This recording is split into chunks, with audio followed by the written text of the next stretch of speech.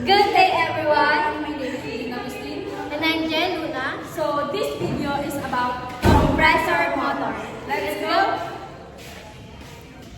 So ngayon, meron tayo ditong compressor motor and i-identify natin dito yung common, start and running use by testing ohms. Let's go! So ngayon, check na natin yung compressor motor. I-check na natin yung bawat ohms ng Compressor motor. So unahin natin yung nasa taas, yung dalawa sa taas. So lalagay natin siya dito. So nakakuha tayo ng 2.1.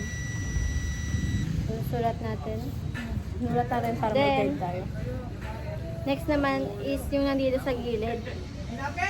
Sa baba. Yung lilipat lang natin itong red. So nakakuha tayo ng 5.8. Then, ito naman sa kabila.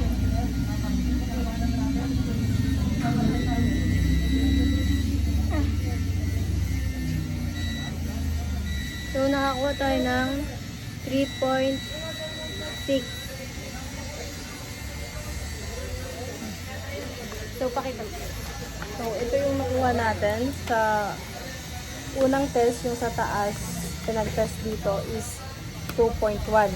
And yung tinest naman banda dito, kabilang side, dito, is 5.8. And yung sa kabilang side naman, tinest ulit, nakuha natin is 3.6. So na-test na natin tong compressor motor.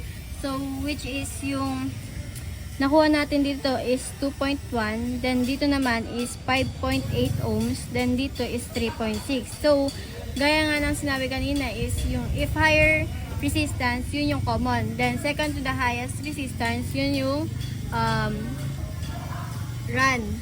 Then yung pinaka-lowest siya yung start. So ngayon, As you can see, dito sa side na to, nakuha natin is 5.8. Ibig sabihin, yun ito yung pinakamataas. Yun yung common. So, yan. Then, ito naman is 3.6. Ito yung second to the highest. So, ito siya. Dito yung start. Then, yung dito yung run. Then, yung pinaka-lowest, yun yung start, which is dito siya.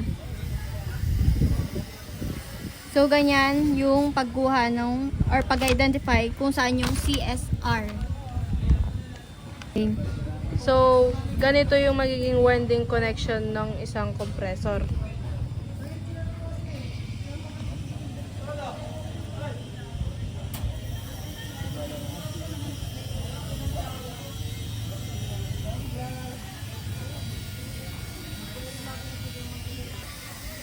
So ngayon alamin natin yung winding connection nitong compressor motor by adding the common start and common run. So nakuha nga natin kanina is 2.1 then yung 3.6. So pag-add natin silang dalawa.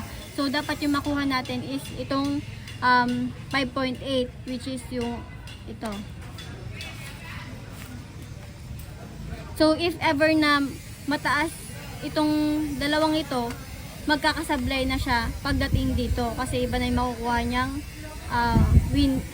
reading. Iba na yung winding. So add na natin yung common run then yung common start. So nakuha natin is 2.1 then yung sa may is 3.6. So pag-a-addin lang natin equals 5.7. So 5.7 is malapit pa rin naman siya sa 5.8. So okay pa rin yung winding resistance ng compressor motor. So ganun lang yung pagkuha ng winding resistance netong compressor motor. So that's all.